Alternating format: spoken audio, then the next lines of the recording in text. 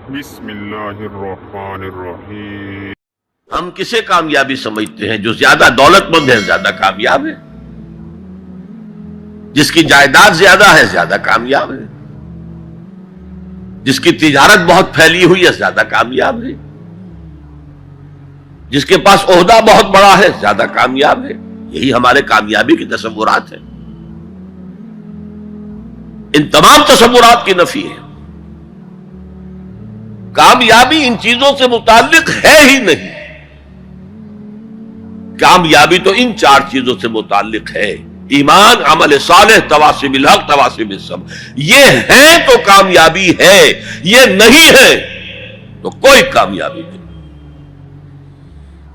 آپ کو سلطنت عرضی مل جائے کوئی کامیابی نہیں، دنیا بھر کی نعمتیں مل جائے کوئی کامیابی نہیں، جب تک کہ یہ چار چیزیں موجود نہ ہوں: ایمان اور عمل صالح اور تواصی بالحق اور تواصی بالصبر۔ اور اگر یہ چار چیزیں حاصل ہوں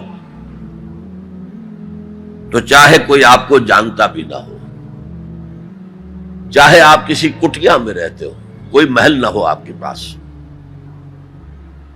چاہے آپ کو روکھی سوکھی بھی مشکل سے ملتی ہو، آپ کامیاب ہیں۔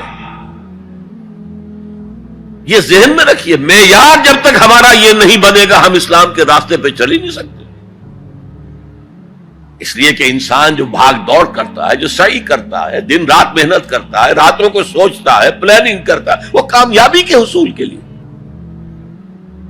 اگر کامیابی کے یہ تصورات ہیں تو انہی کے لیے بھاگ دوڑ کرے، دنیا میں گم ہو جائے گا۔